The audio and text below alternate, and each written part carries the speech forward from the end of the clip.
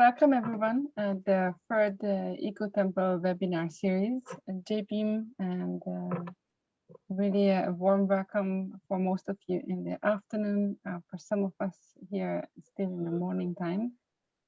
It's really lovely to see everyone's faces and who has gathered this morning, and I'm very happy to have Foundation of the Sacred Majesty, FHSM's presentation about the EcoTemple project that they are initiating and custodying in India.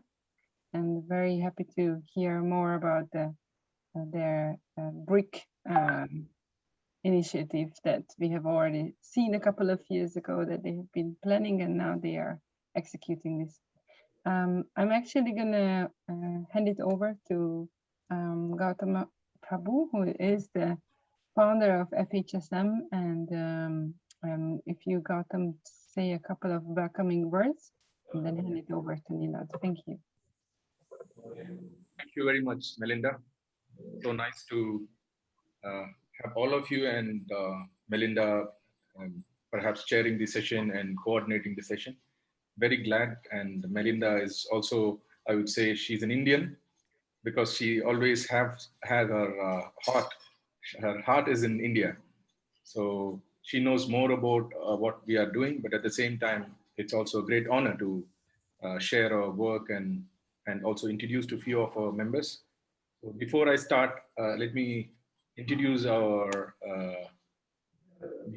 handsome faces.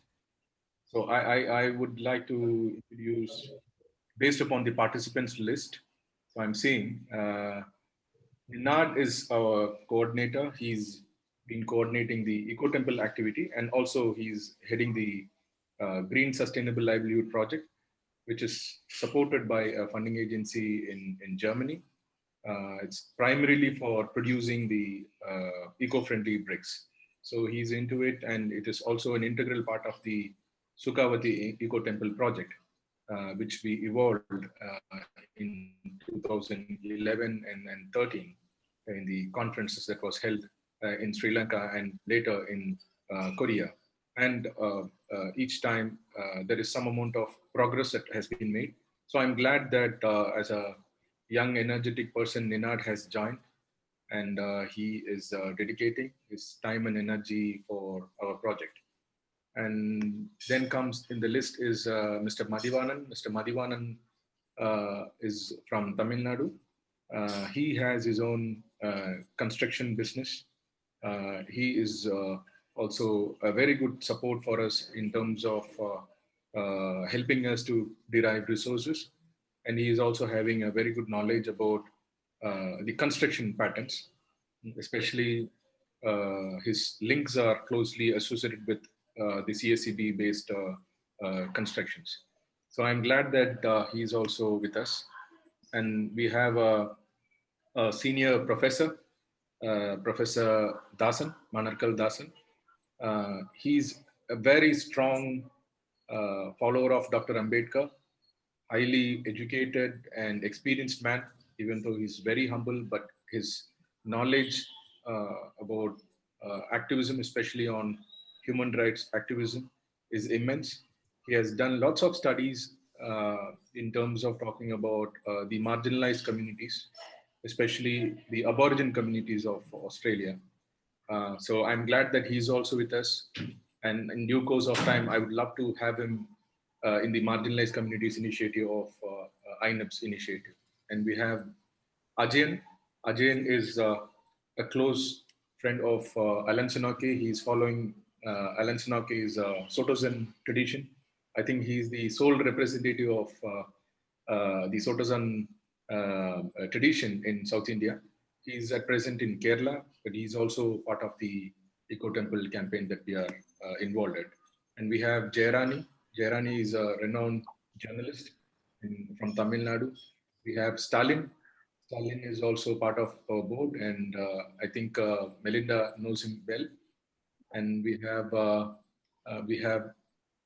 Padmavir sir. Padmavir sir is our Dhammachari. He is part of the Triratna Buddhist community.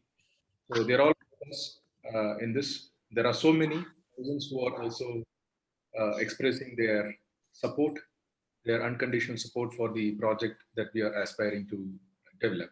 So thank you very much for all of you for joining. Well, this project that we evolved, it's a dream project. So first time when I met John, it was in 2005 when there was this conference, INEP conference on the theme transcending barriers. So during that period, I was emphasizing on the ecological aspect, where at the time I was part of the government, and at the same time I was associated with several agriculture activists, where we were talking about dryland farming. And John was conducting a session on eco sangha.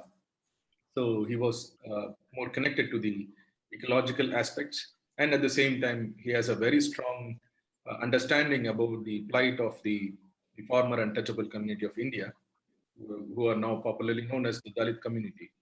So when we were discussing, he was quite surprised to see that there is no as such Buddhist temple in South India, especially in Tamil Nadu. So we did talk, but it was in a very uh, uh, superficial way.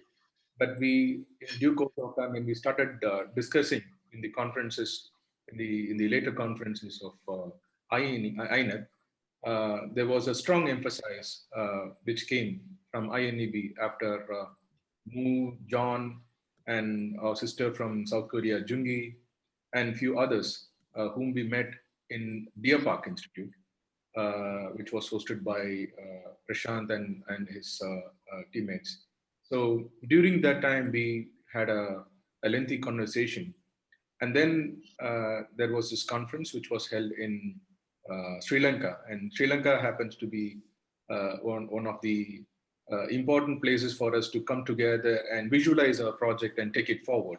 So that was the time when I met Melinda, and Melinda was kind enough to visit India and spend a great amount of energy for, I would say, not only for FHSM, but for the people of India. So I'm glad that he's hosting. And we had graduated this thought to a different level. So we had lots of conceptualization in the initial phase. We had several rounds of deliberation. And we also had a couple of visits to different countries, especially to Japan, where we had a very good exposure in terms of understanding the plights of the impacts of the Fukushima disaster. So the integration part became much stronger among us, especially from the INAP fraternity, and through which we thought that we should break up this eco-temple component into different parts and see how we could construct this temple, because this is going to be the first temple and it is going to be also a big temple. So which means that it requires huge amount of resource. So for that reason, we started trying to break these as parts. And one of the part is the compressed stabilized earth blocks, which is a technology invented by the Auroville Earth Institute. And they pioneers in it, and they have experimented this in different parts of the world. And they have done in Nepal, they have done in Africa and other developing countries. And this is something that today we have come forward, where Ninad will take the lead in explaining through his slides. So may I now invite Ninad to take over, and please proceed with your presentation. And I guess that this is enough for the introduction. Thank you very much. Thank you, Gautam. Thank you so much, Thank you so much, Mr. Gautama. I'm very happy to I'm getting this opportunity to present before you our third webinar, and SUKHAVATI Eco Temple, done by Foundation of His Sacred Majesty with great help of INEB and many other people across the world over here. So as Mr. Gautama said, I was a part of training in Auroville, which happened recently, and it was a very good training, and had a lot of exposure to work there with foreigners as well as Indians, and got to know in detail what exactly CSEB is, and how it works, and how it can actually help in our eco-temple construction. So let's begin our presentation.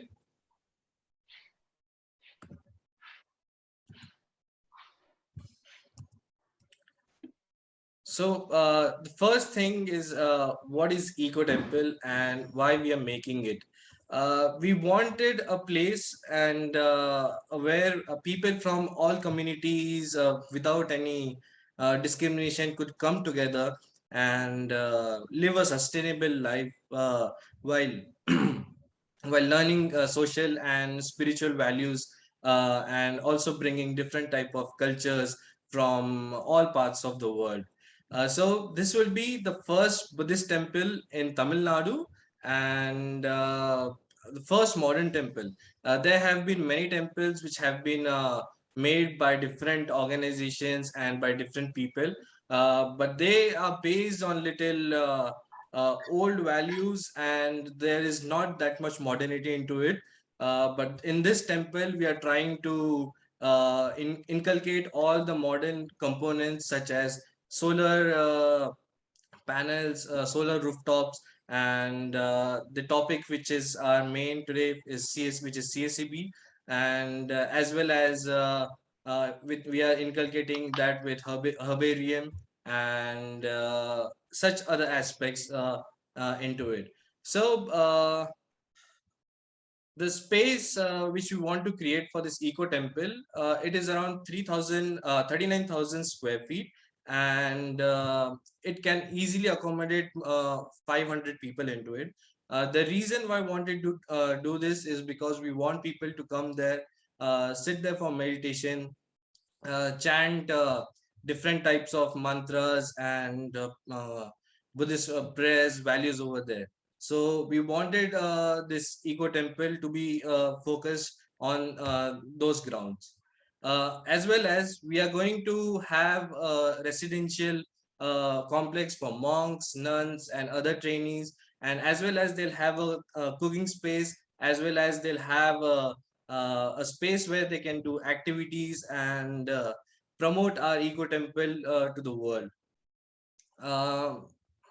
Okay, so this is the proposed architecture which we are planning, and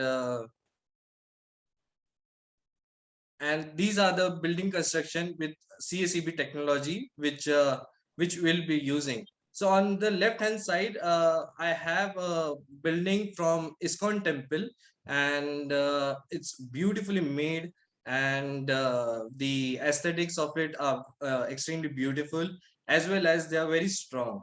And on my right hand side of the picture, you can see is and so on my right hand side, you can see a picture which is made by Isha Foundation, which is based in Coimbatore.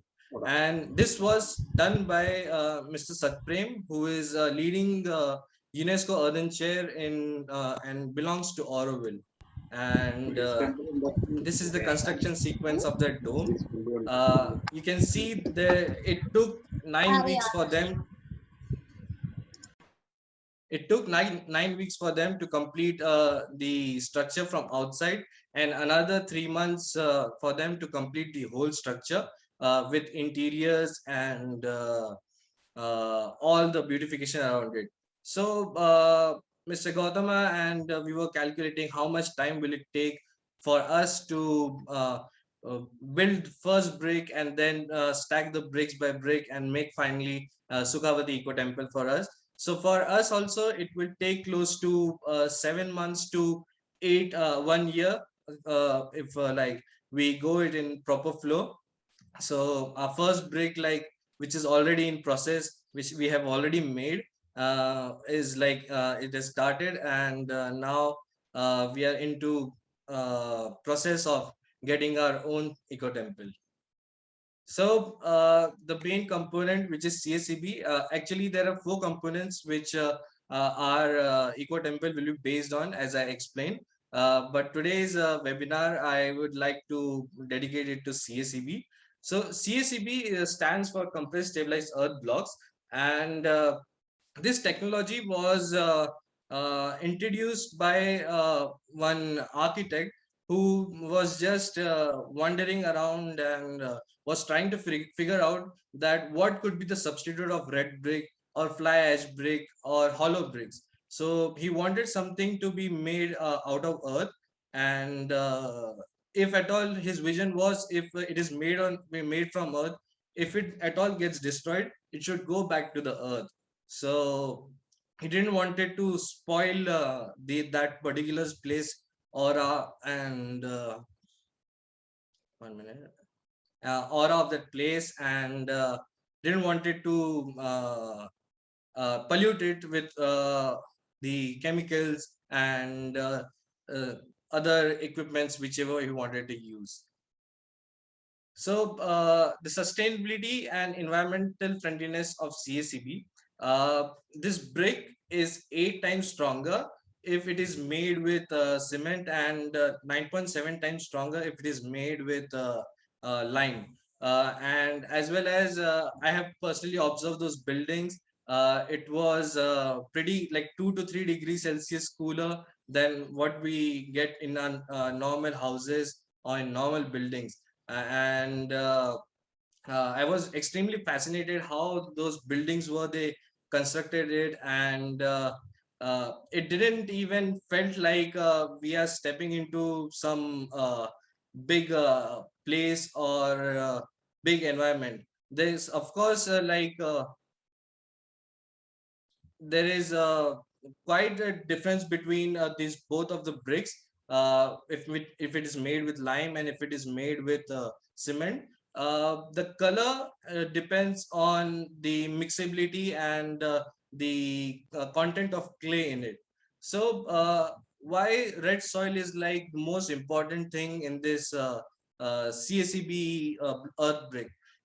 It is because the aesthetic of the brick gets higher and higher if the soil color is more red. If it turns to like more yellowish, the building would like look normal, and even the qualities would differ from material to material. So and also like especially the place we are trying to make our eco temple, where we are planning our setup, there is like the red soil is quite abundant over there, and we are trying to extract it through natural processes. Like we are going to take subsoil, not the topsoil or not the agricultural soil. And what we have also planned is we are going to help local people over there to take out to clean ponds over there, restore them, and take that soil if it is suitable for our brick, and make bricks out of it. The cost, and it is very cost and energy effective material, and it is 10.7 times the carbon emissions. Sorry, the carbon emissions of CSEB are 12.5 times lesser than fire brick.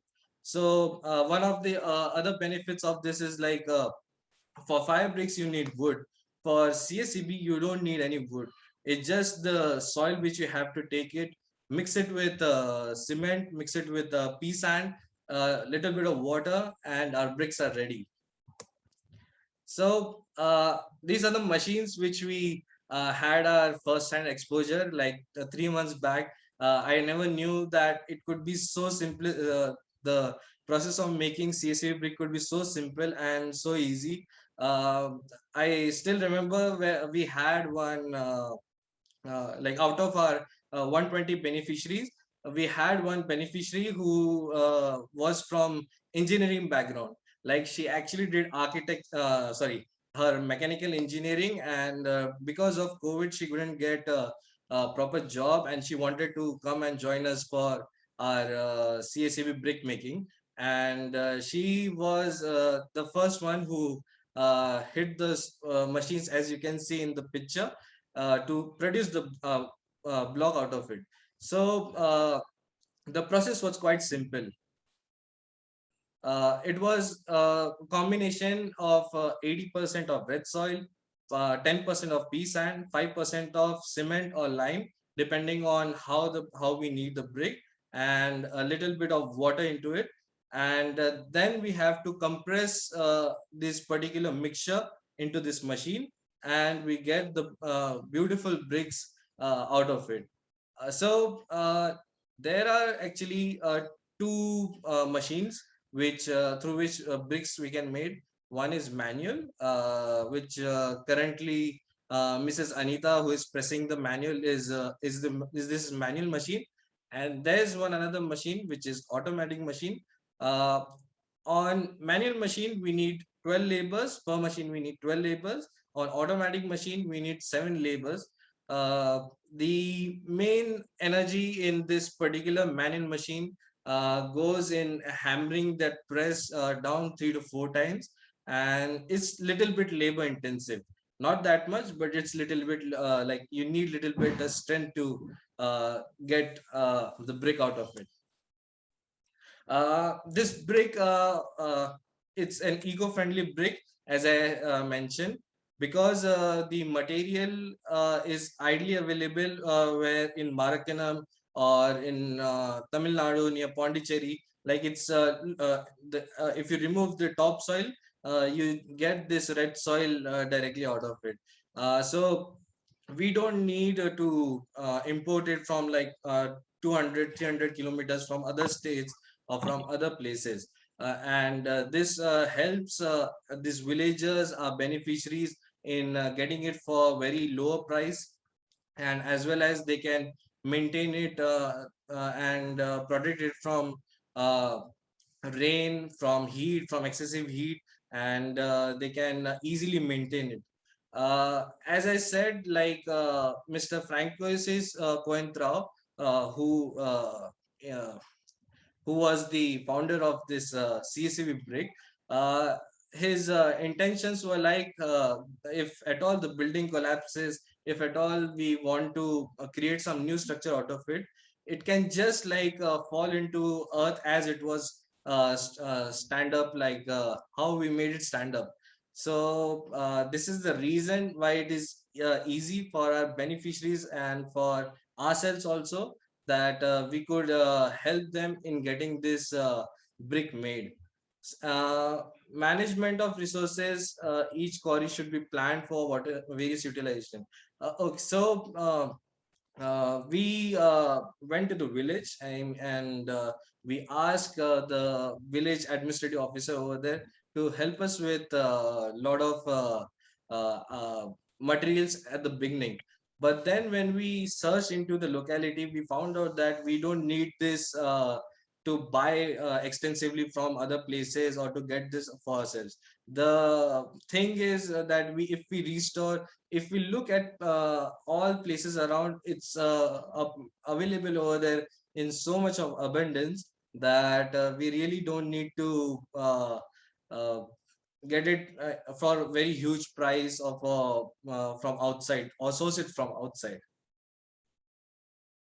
uh, One brick production cycle.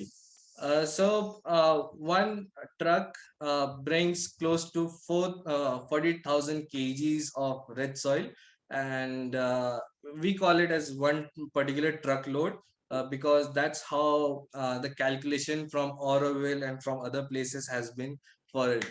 So once we get the red soil, we have to, as I had explained you in the composition, we have to get 10% of the pea sand, we have to get 5% of the cement, and we have to get the remaining proportion of water. So it comes down close to 17,000 roughly one brick production cycle, and in one brick production cycle we are able to produce 4,800 bricks.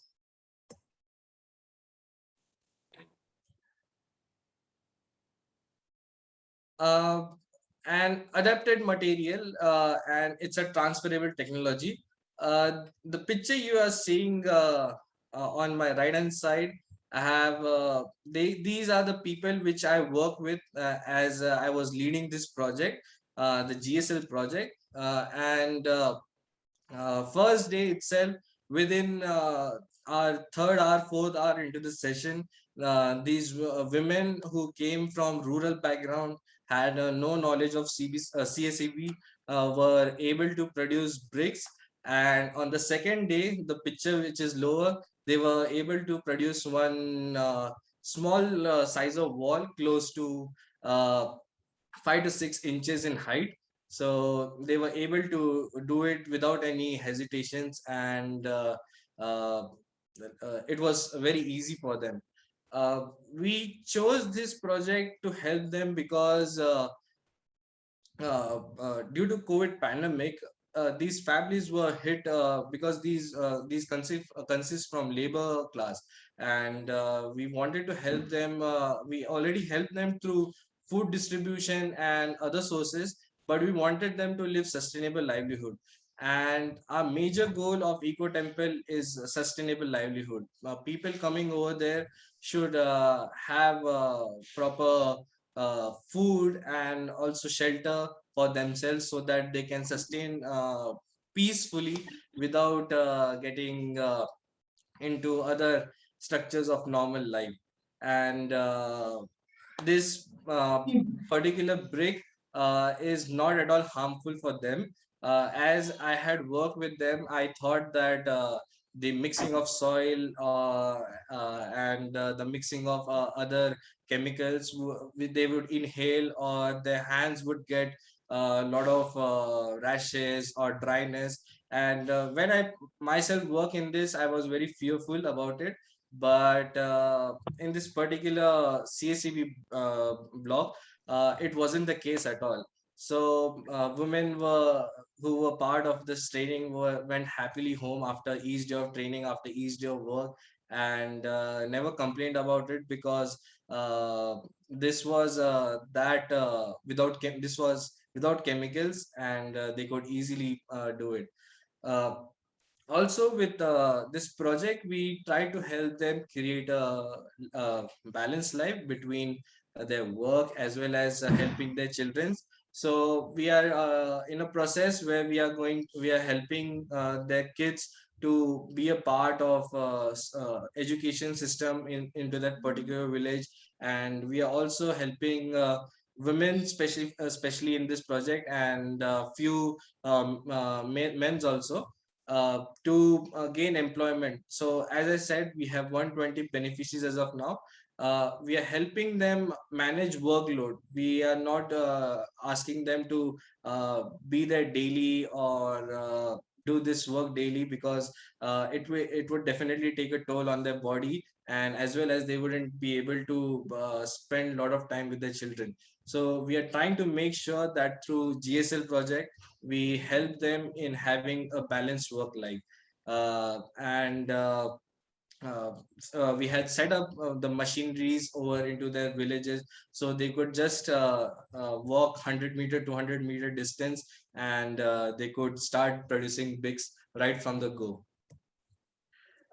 This was I visited quite a lot of buildings in Auroville. Almost I covered all of Auroville, but this was during our journey when we took the beneficiaries for looking out of buildings, how they are made and how strong they are there.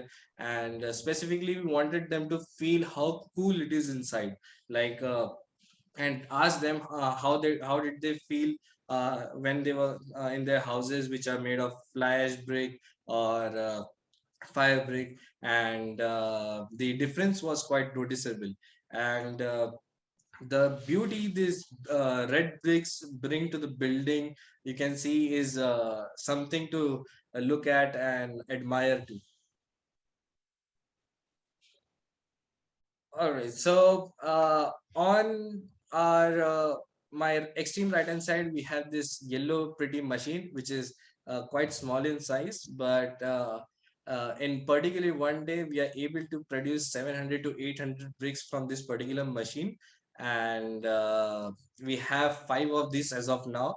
And we have also set up our land so that people could come there and work there, and go happily whenever they want after producing a particular amount of brick.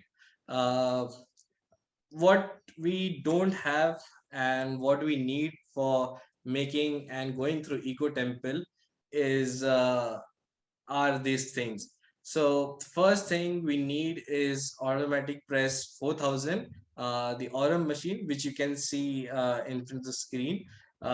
We have the manual press, which can produce close to 700 to 800 bricks, but to produce 700 to 800 bricks with same intensity throughout the day is a little difficult for laborers, because when they come during morning time, their first 4 5 hours is like they give a lot of energy, and they help us out to get quality bricks. But after some time, the intensity of the labors, for obvious reasons, being as humans, their intensity gets little down, and the after bricks we produce after, like during the last 1 hour, half an hour, comes to little less quality, as well as the quantity in which the bricks comes out is pretty less.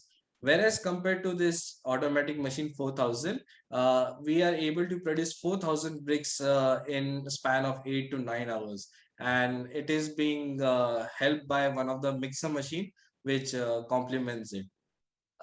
We also need is transport vehicle, because for getting soil from one place to another, for getting our raw materials from one place to another, and also helping our beneficiaries to get those particular bricks from one place to our EcoTemple site, or to help them to sell it on market. We need this transport vehicle. What we also need for EcoTemple, especially Sukhavati EcoTemple, is 350,000 bricks. So the calculation was given to us by the Oroville, which the first, if I go back over here, here. So on this particular EcoTemple, 350,000 bricks were used, and they were all of similar qualities, not like different sizes and shapes, of course, but made out of Aurum Press 4000, and even half of them were made by manual machines.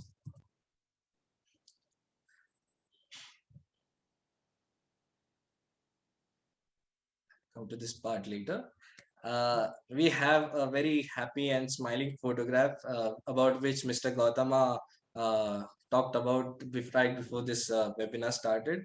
So we have Tom, John, then we have Kanchana. We have all of them who are part of a team and are continuously helping each other to bring out resources for making not just Sukhavati Eco Temple, but as well as other eco temples across the world.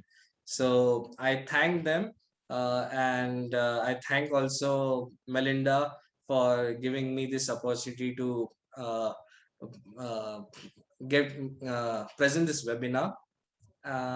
Here is John holding on to, I can't make it out because I don't know Japanese, but we have Venerable Mayor Hao, and also Bante Fra Sangkom over there. There would be a question that how you can participate into this, or how you can volunteer for it. So you can obviously come to us, join us in Chennai, and produce bricks for us, help us in getting more and more bricks daily. And as well as you can join us in a spiritual training, social trainings over there. Social trainings would comprise of different uh, aspects, like farming, like making something arts, and it could be anything.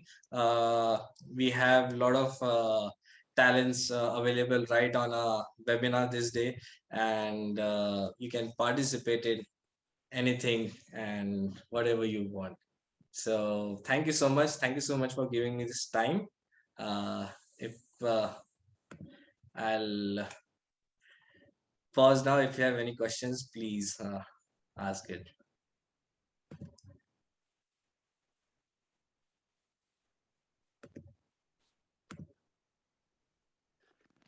Mr. Gautama. Thank you for your presentation, Ninad. It was awesome. I was wondering about what kind of social innovation plans you guys have once the temple will be built.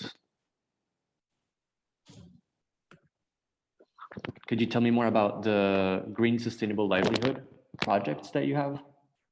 Yeah. Ninad, would you like to respond to it, or? Please go ahead. So, few great opportunities are there already existing. There is a plus and minus of this project. I would rather start with the minus because it's much easier to understand. Any environment-friendly construction that we are talking about comes with a huge amount of expense. So making the project little elitistic in terms of selling the bricks, because what I'm seeing for the last 15 years, the CSEB is the cost of construction of a house is very expensive if we use CSEB. But at the same time, it has a great opportunity for bringing the eco-friendly aspects of construction. So now we are trying to balance that. So what we are trying to do is our foundation is, of course, we will be establishing a temple. But the question is, after construction of temple, what are we planning to do? For example, we have these machines, what these machines would be used for. So we would be continuously producing bricks. The idea is to use these brick making machines for the next 10 years at least. Because what we are also aspiring is to develop other projects, other construction projects which are attached to the EcoTemple. Like we have projects that we are proposing for establishing a training center. We are planning to establish a hospital. We wanted to establish a Buddhist hospital. We are aspiring to develop a social museum, which will also be based upon the same similar kind of bricks. So there are so many projects that we are aspiring, and there are teams that are working. Like, for example, we have doctors team that works on the Buddhist hospital project, which we call it as Mahakaruna Hospital. And we have the Eco Museum project that is being worked in collaboration with the Fogwangshan and also the University of California. There is a department which has been, there is a initiative, there's a new initiative with the help of former Vice Chancellor of University of California by the name ICAI. So ICAI is Electronic Cultural Atlas Initiative. So they also are collaborating with the museum project. So there's one team that is working exclusively on that, bringing out the anthropological part as well. And the order in which I'm involved, I belong to the Three Ratna Buddhist community. I'm in my ordination process. I'm undergoing a very rigorous training program. We have in our group, in our today's program, we have Dhammachari Padmavi, is one of our teachers. So once we establish this temple, we will also be having a spiritual training center. So there are lots of building components that are going to be emphasized here. And at the same time, we also wanted to develop housing for the poor. So we wanted to establish houses for the poor by bringing two components. One, the labor component, where the people, the beneficiaries will themselves construct their own houses. So the provision that we wanted to make is more in terms of training on CSEB, and not only CSEB, it's also on carpentry, it's also on solar electrification. So it has several components attached to it. So that's why when Ninad presented, this EcoTemple will not be just on spiritual training, it will also have social training attached to it. And the social training has got different dimensions. One is the entrepreneurship dimension, in which the GSL project, the Green Sustainable Livelihood project, is one among it. And we have several other projects. So these are the social innovative ideas that we are at present floating. Thank you very much.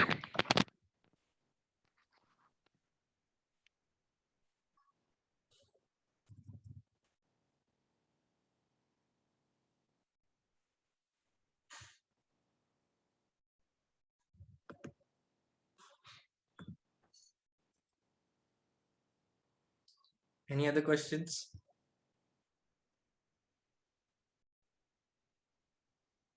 Yes, Tom. Ninad, maybe you can stop sharing your screen, and then we can see everyone at the same screen on the same Yeah. screen. I'd like to understand the governance structure for this initiative, and especially how you are going to get the grassroots people's involvement, so that they're not just passive beneficiaries of the project, but can also play an active role in the decision making and implementation. Yeah. Okay, you mean the Tom? If I'm hearing correctly, is it for the GSL project or for the whole EcoTemple?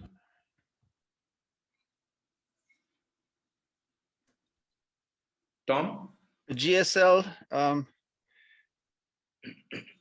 well, maybe you could explain first for the EcoTemple project. Yeah.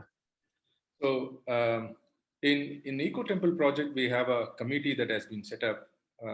We have actually different committees set up for the EcoTemple, but by and large speaking, it's the collective brainstorming idea that we had through the INEP. As I said, that it's basically evolved from a group initiative, a collective initiative, in which John was coordinating the whole EcoTemple project. So that's one. So conceptualization in terms of theorizing the whole aspect of EcoTemple starts from the INEP. But when it comes to the management part and implementation part, of course, we take the cognizance of the locals, because ultimately this temple is for the people and it's not just for the institution. So that's one thing which we, from the beginning, we were emphasizing. And when we presented for the first time about the EcoTemple, we also talked about the 12 villages that is about the. Thank you. So when we presented in the INEP conference in Sevalanka, the emphasis was more on community participation. Community participation has got different dimensions. One in terms of participating in the whole construction aspect, as most of the projects that we see in India, in fact, when it comes to bigger projects, the emphasis is always to use the local labor forces and not to bring labor forces outside these territories, because it will provide job opportunities. So which means that the fixation of whether we call it as labor or consultation, it's all fixed by the local people. So especially their daily wage is all fixed by, I think Ninad might know, I think it's 600 rupees, something like that per day. So that's Yes, one. yes. Yeah, so that's one thing that comes out in terms of fixing up of the labor charges or the mandate charges or the wages. The second part is the spiritual part. The spiritual part, we want this temple to be not for one particular sect. So we want this to open for all kinds of sects, because there might be people who would be interested in Vajrayana. There might be people who would be interested in Mahayana or Theravada or Triratna Buddhist community. Even though by and large speaking, the Triratna Buddhist community is more in number because they are all strong followers of Dr. Ambedkar. So majority of the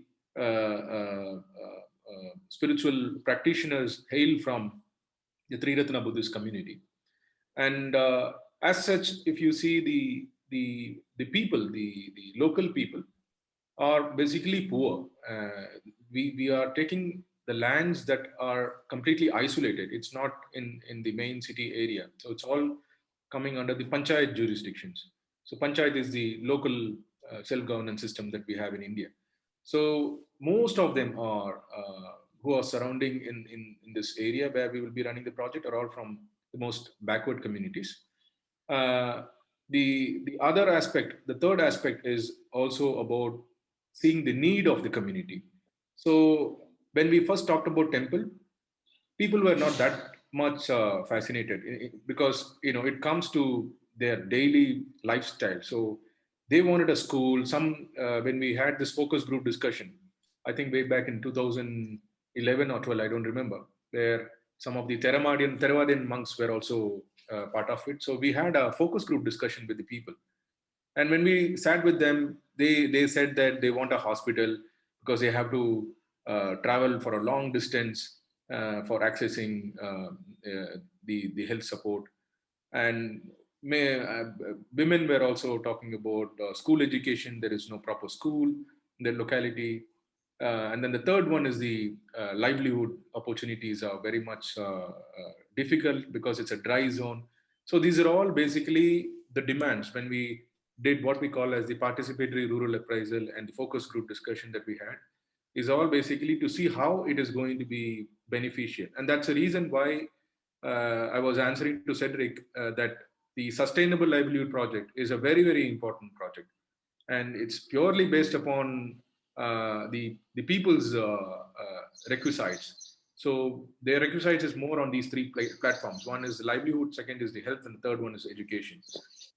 We are beginning to also raise some support for establishing a hospital.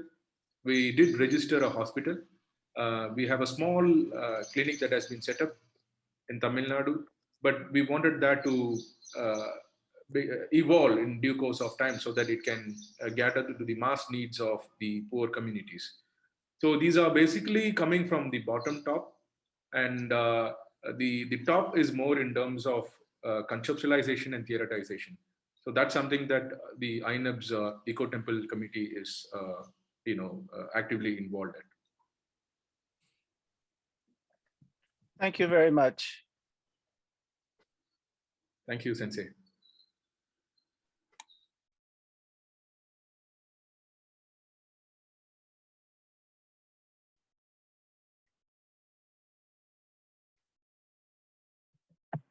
Topsy is just joining us and letting her in. I also have a question. Okay. And for me, the question is also,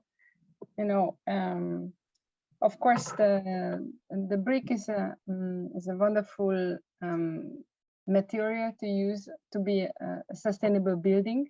What other sustainability practices are you planning to implement in this project? Because I think in the age of climate change, we always need to focus in all aspects to reduce CO2 emission and really, term for longer term. Ninad, would you like to respond to that? Because there Yes. are other. Yeah. So Melinda, apart from CSEB, we are planning to first actually introduce 4 different components which are quite sustainable. The first one is, of course, CSEB. Apart from CSEB, it's solar panels and solar rooftop, which will be accommodated with gardening below, and above it would be solar, which would be giving electricity in abundance, that not only EcoTemple will get all the power from it, but as well as neighboring areas and places will get electricity, so that it could help them regenerate quite often. And below we have as the webinar explained, that we would be having farming over there, and that farming would go parallelly to the solar rooftops. So in this way, like we'll have proper food, we'll have proper resources, and the place we are getting is close to by water, so it will all like kind of integrate together and help people over there lead a good sustainable life.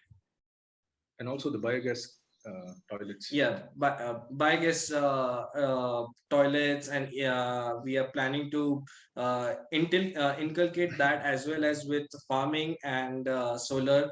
So it will be a proper structure where each of the component will help other component, as I said, like this is the solar rooftop, this is farming, and from farming we'll have the waste over there. From it will go towards particular place where our bio wastage would get stored, and will make some power and fuel out of it as well. So all would be integrated into it. Thank you, Ninad. And just to ask, when you said like you have access also to water, if I remember well, the water is not yet there, but there is a possibility to get the water Yes, there. yes. How Yes. much time do you estimate for really create a water reserve and work with the land in that way?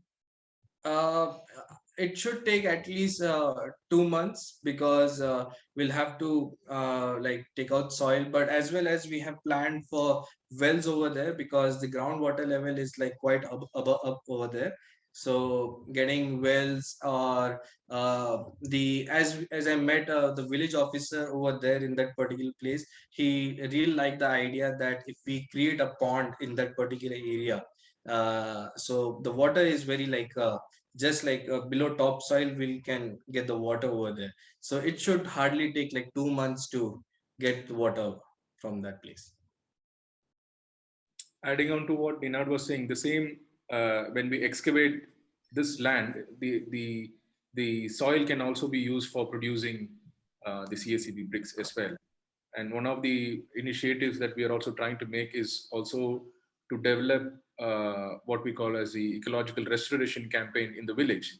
So there are ponds that needs lots of desilting programs. There are lakes that needs desilting programs. In that way, while doing the desilting, the muds that is being excavated or cleared in these lakes and ponds can also be used for utilizing the brick production. Mm-hmm. Wonderful. Thank you, Gautam.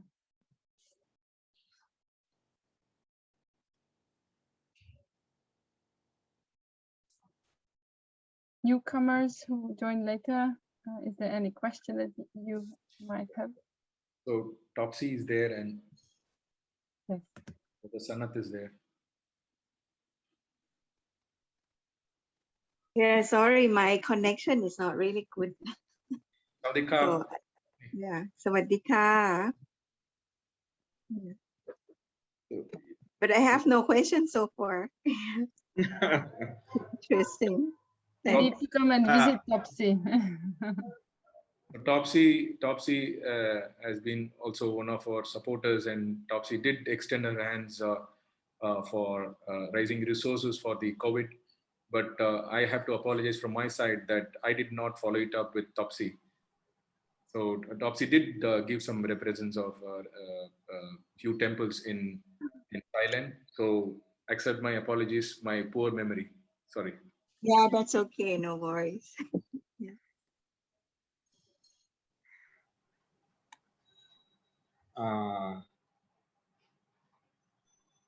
Thank you, Gautam and Nina, for a nice presentation. I have just curiosity to know what the cost between the normal bricks and the CSED, yeah? Okay. Yeah. Because I think if this project is run with commercial, how we can sustain it in the long time? Just Yes. So Sanat, there's a price difference from a normal fly brick or red brick to CSEB brick. One fire brick in Indian market is costing close to 8.5 to 9 rupees as of now.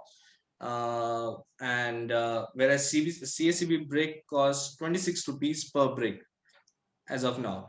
But the difference between the weight and the quality of both these bricks is like just like a land and sky. That much difference it is. I literally like observe. So yes, cost is more, but that cost is coming mainly from red soil. So if red soil is sourced properly, the cost considerably goes down. Oh yes. It only used red soil. Yes. Actually, other soils can be also used, but red soil has that clayish content in that, because of which the brick is quite intact into each other. Oh, yes. Thank you. I think we have a construction expert, Madhivanan sir is also there. He can also comment. Actually, to be very honest, I'm no construction expert. I'm just a land businessman. But anyway, just to add on to this point, I would say cost cutting comes in basically from saving money on plastering. See, the brick per se is sounding to be costlier than regular brick. But where you end up saving money is you don't have to do any plastering for this. There is no painting required. See, all that is going to be expensive if you go on conventional construction. See, frankly speaking, end of the construction, this will be cheaper. End of the construction, this mud block will be cheaper compared to conventional construction. But the catch point here is when we go in for commercial sale, acceptance by common public. See, until it is promoted over a period of time, then people may start liking it. You know, initially people will suspect whether it is going to be strong. You know, it takes a little bit of acceptance from common public. Once it comes, actually, it is even better than conventional construction. So actually, there will be cost saving compared to conventional construction, even though the brick might sound initially costlier. Thank you. Yes.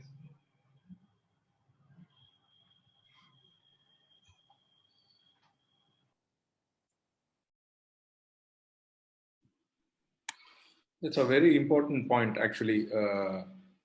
Paints, the cost of paints as well as the environment impact that it gives inside the house it's also ecologically disastrous, I would say. So that's something that you know it answers. CSEB bricks answers, and as rightly pointed out, that there is no plastering, and which means that there is no painting. And over a period of time, the house in which we live in, the red brick or the fly ash brick, and through paints, due to weathering, they emit carbon a lot, but it's like complete opposite with CSEB bricks. The carbon emission is very less. So to give you an example, if we enter into a house which has been closed for like at least 1.5 to 2 years, when we enter, we get some kind of foul smell from that particular house, because it's like packed and all. But through CSEB, when you enter a building which is made out of CSEB, that's not the case. It's fresh as you left, like when you close the door. So that difference I observe.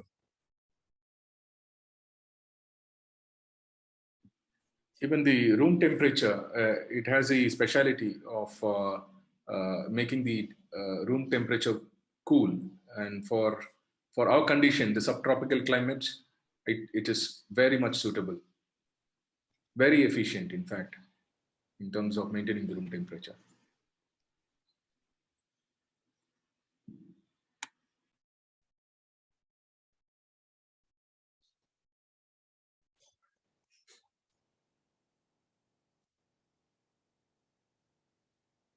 Any more questions? We have a friend, Olga.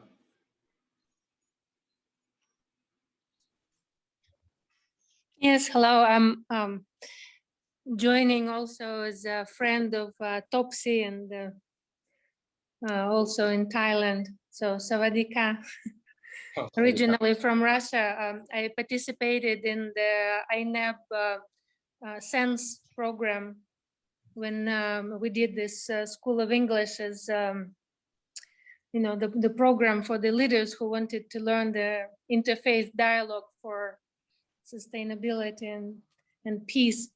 So I'm really into natural building and permaculture. I'm a big enthusiast internationally, and now I'm kind of stuck in Thailand. So we do a lot of natural building talks in permaculture community. So for me, it's very interesting. And I'm also a big friend of Prasangkom, he invites me to participate in many activities in the temple, and like what Ajahn Yak is doing, and also contribute there, do some detox courses and some things with them. So I really enjoyed the presentation and learned a lot. And actually, I wanted to ask you, is it okay to share the screenshots? Because I took some of the screenshots of the slides. Can I share with the permaculture group here in Thailand? Okay, sure. Thank you. Sure. Thank you so much. So if you would like to share, then you have to come to our place then. Well, I really hope that this, the oppressive regime will be kind of submitted into more sanity, so that we regain our freedoms again, and they will be able to travel again. And I would love to, yeah, because honestly, I travel globally several times a year for, usually multiple reasons, and visiting people like yourself is one of my biggest treasures. That when I go out and I see this project and meet people, like that's what makes me very happy. I'm a very curious person, and yeah, I would love to. Thank you for the invitation. Yeah, you're welcome. Cedric, you were also making a plan, but pandemic has forced you to stay in Thailand, I guess. No? No, I'm back in Switzerland now. As you can see, I'm wearing my beautiful Swiss Army uniform. No, I visited Thailand for 2 months quite recently to document and research Prasongkom's work. And yes, I'm really looking forward to come to visit you and seeing how everything's going and developing. But there's no traveling right now, unfortunately.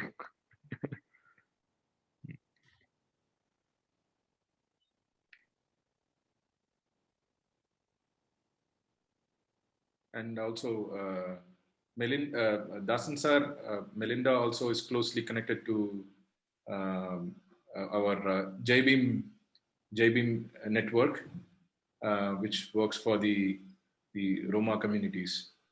So she's well connected there, and she's also trying to connect them to us and find a way where we could dialogue.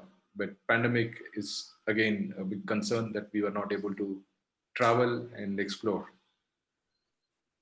So it's good. We look forward to some fruitful activities in the future. Right. And another thing that I would like to kind of throw your way is my offer as a health coach, for safer travels. I do some webinars for various groups, to kind of reduce the confusion about what's going on, and how to make yourself more resilient in natural ways with botanicals, and how to make rational decisions.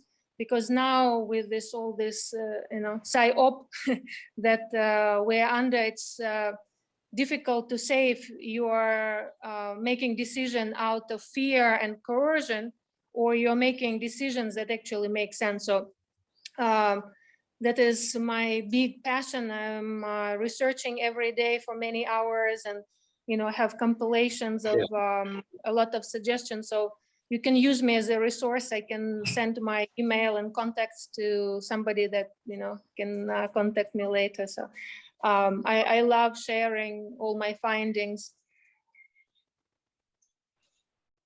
That's wonderful. That's wonderful. So I'll take your details from Topsy, and perhaps Ninad and a few others can collaborate. Yes, or Olga, you can type your email address in the chat box as well, I think. Yeah.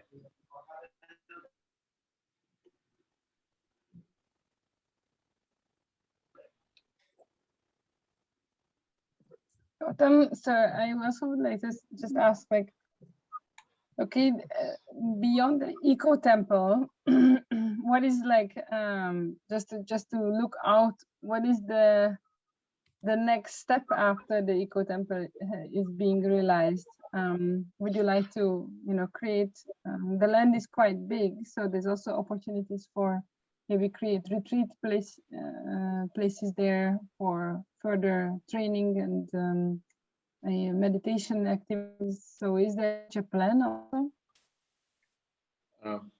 The dreams is always never-ending, but yes, to make it more practical and try to realize it.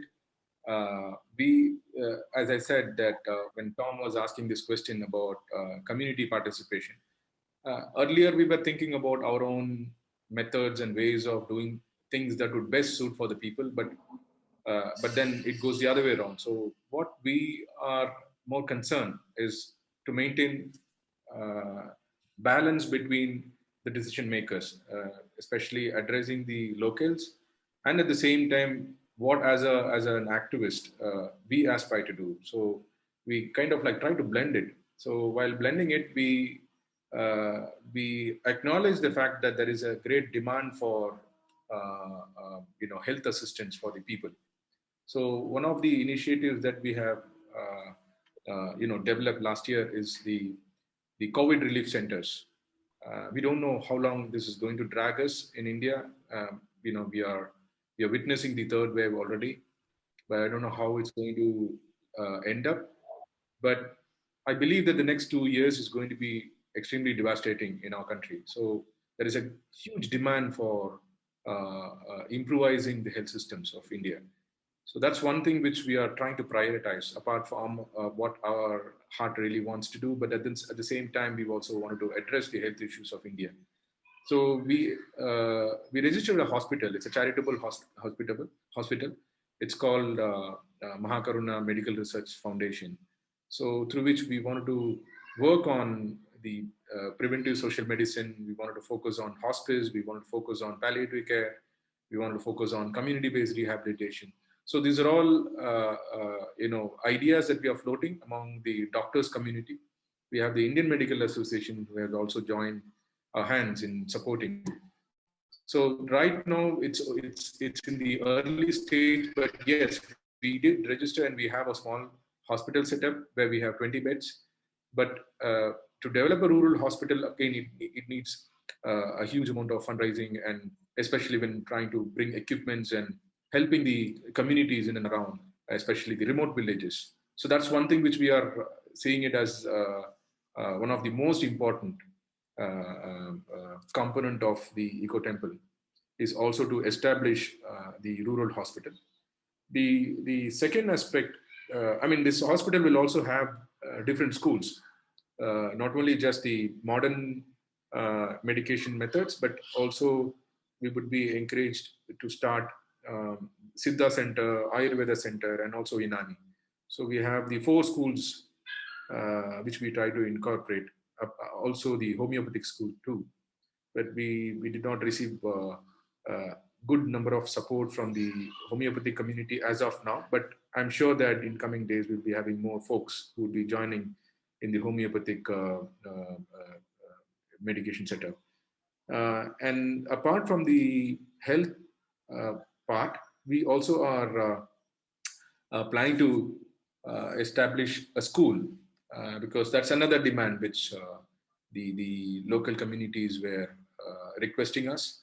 So the school will have, of course, we have to address to the government's basic norms, but the idea is also to incorporate value-based education. We wanted to involve vocational training for the children. We wanted to involve in environmental learnings, especially starting from the childhood, nurturing them with environmental values, and also helping people to understand what is called as dry land farming, like the way what Prasankom did.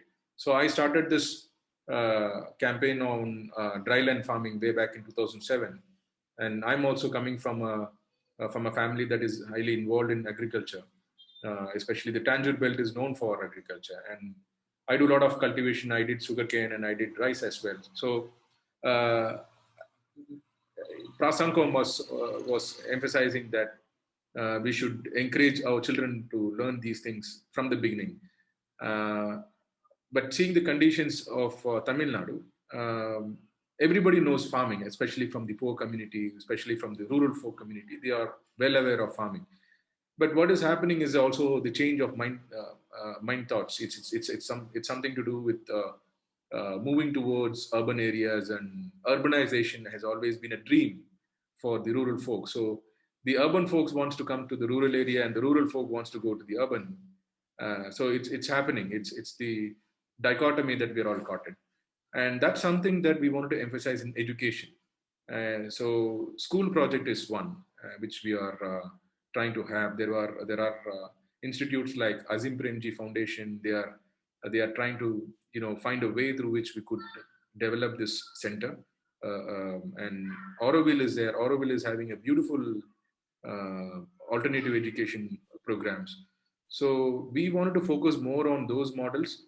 And at the same time, when they pass out, when the students pass out, they should also go with the government norms. Otherwise, a person who is well off, he doesn't need a certificate to survive. But then for the poor, certification plays a vital role, especially when it comes from the government side.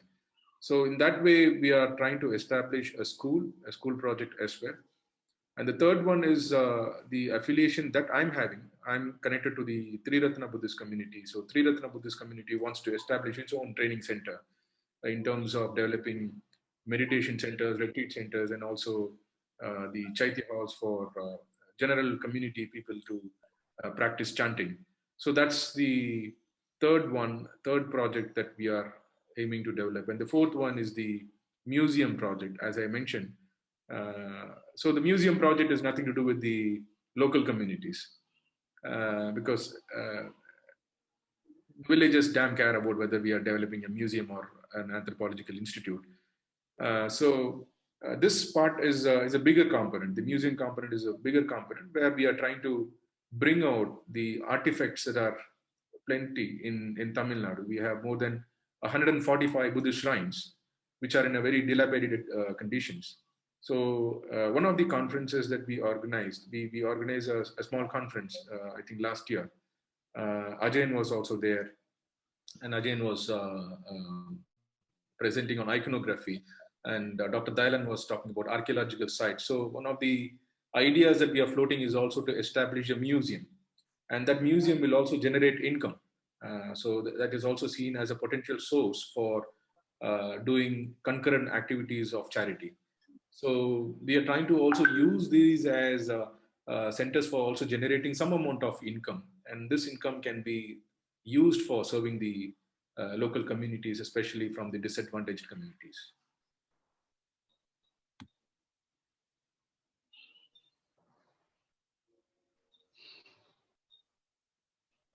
Melinda, is that okay? You are on mute. Oh, yes, it's a very, very detailed. Thank you. Thank you, Gautam. And I also think that it's great to have this amount of plans. Adding on to I was just writing in the chat, sorry, just want to say that I know Siddha because I have been in Tamil Nadu many times, but maybe for some other people, just to explain what does Siddha mean. Yeah, so it's one of the alternative schools which we have in the medical world. We have in India, we have these schools like Siddha, Ayurveda, Unani, and homeopathy. These are the four major schools of alternative system of medicine. And Tamil Nadu happens to be, I would say, hosting the capital, I would say, for Siddha. And not much of a difference between Ayurveda and Siddha. It's just the nature of application and the way it has been preserved. More or less, it's the same. And both these traditions are, I don't know what to say, but according to the sources, these two are basically Buddhist sources. So Buddhists were the one who developed the system of Ayurveda as well as for the Siddha school. But then the homeopathy is coming from a different world altogether. And we have the Unani school. The Unani school is also connected to the I would say the former Persian tracts, especially the West Asia. So we have the speciality. Tamil Nadu has a speciality of having all the 4 schools. Unlike other states, most of the states as an alternative medicine focuses more on Ayurveda, but Tamil Nadu has these 4. So this one thing which I observed is also closely connected to communities. So Unani medicine is practiced by the Islamic communities, and the Siddha is more often practiced by the upper class communities and also the scheduled caste communities. And the herbs for Ayurveda is largely connected by the tribal communities. So it's all basically landing up with what we call as the community knowledge system or the indigenous knowledge system. So these are projects that can be evolved through the hospital setup that we are working. But right now, our connection is more strong with the Siddha. We have the National Institute of Siddha's directors affiliated with us, and one of the members are also from the foundation. One of the members is also associated with the National Institute of Siddha. So the emphasis is more on Siddha, and Siddha we have plenty of treatments. We are now, there is a campaign going on in India to make Ayurveda and Siddha as acceptable for doing surgeries as well. So usually the surgeries are being done by the modern school of medical world, but the Siddha practitioners and the Ayurveda practitioners are also saying that they also be eligible enough to do surgeries, because the concept of surgery is much before. It's very much ancient to India. So that's something that they are also emphasizing. But luckily we don't have clashes among our doctors, even though they represent different schools, but we have a very good harmonious relationship with all the 4 schools.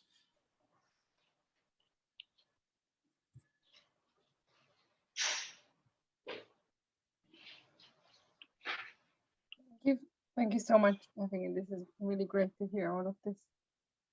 Yes, and you're more than welcome to revisit your home. I wish, I really hope that soon we can travel again. Is there any other questions? I see that Topsy is writing that she needs to leave soon, the meeting. I'm just offering that maybe we use the last 7 minutes for just the last questions, and then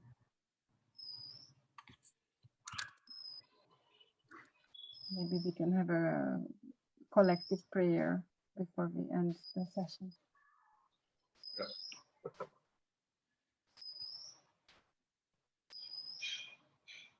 I'm glad that Stalin also has come back to Tamil Nadu. He was all this while in Maharashtra, and now he's back to Tamil Nadu. So I think we'll have a good team to discuss more in the coming days. And hopefully we'll organize the next INEB conference here in Tamil Nadu.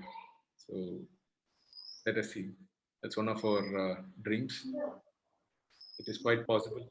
We can host in Mahabalipuram, the historic town, and also known for archaeology. And apart from the tourist aspects, we have plenty of other aspects. The spiritual and archaeological aspects can also be revisited.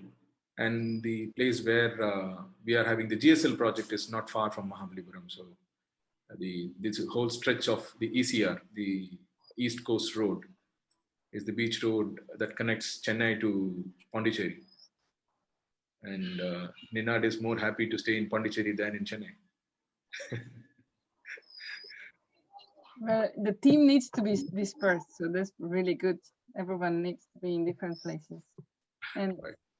Stalin, are you back in the countryside, or are you in Chennai now? I will come.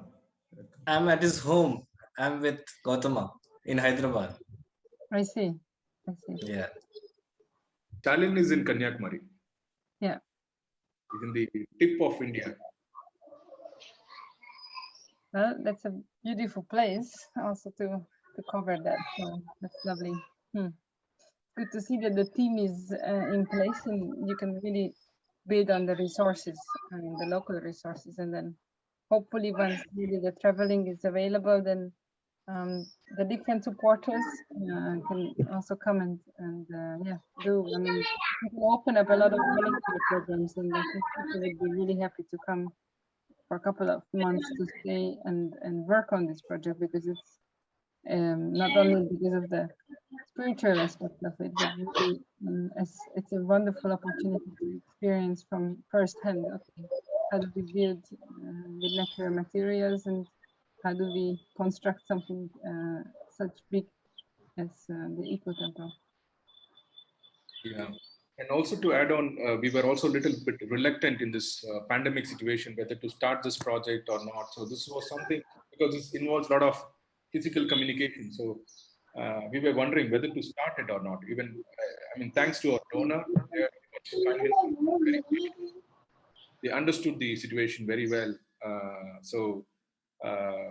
In fact, we were supposed to do this project long time back, but we had to wait. But then, yes, you know, we are not able to say anything concrete as of now due to the pandemic third wave. So it's going to be quite challenging for us in terms of involving the people in close proximity. I think this is a big challenge for us. And at the same time, I also wanted to address that we are also not able to find any scope for traveling outside India because again, with the pandemic. So we were thinking of doing some fundraising for a project in Sri Lanka, paying visit to Thailand. Toxi was giving some. Venerable Myohai is always receptive, and he also wanted to invite me to China. And John also finding ways. So now everything is it's a big question now, because I do agree that there are possibilities of finding an alternate through webinars and Zoom conferencing, but the old way is still the dilemma of meeting people in person and having consultations directly. So that's something that I'm still figuring it out. So if any of you have any better ideas, kindly share now or later, if possible.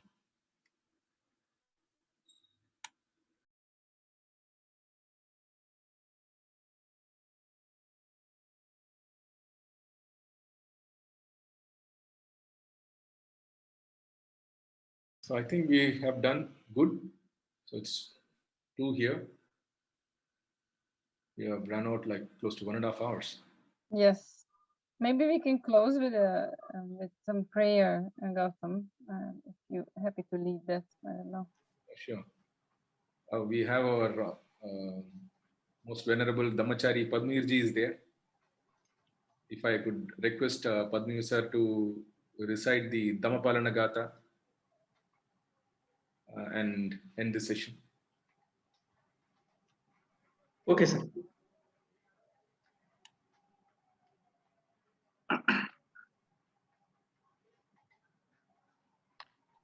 Sab papa sakaranam kusara sa upasampada sachita paryodapanam etam uddhana sasanam dhammam chare sucharitam Natam ducharitam chare dhammachari sukham seti asmi loke param hicha nata vata madaro yavata bhasati Yo japampi sutvanam dhammam kayena pasadi save dhammadaro hoti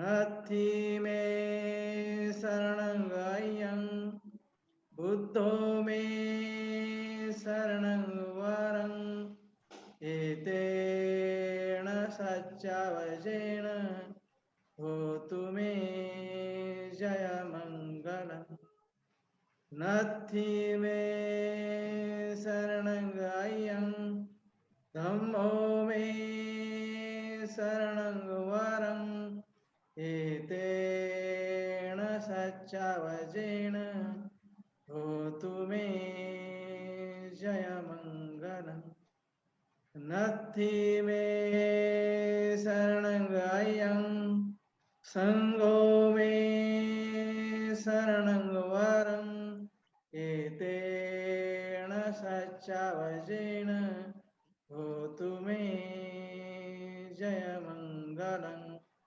NaMo बुद्धाय NaMo धम्माय NaMo संघाय Sadhu Sadhu Sadhu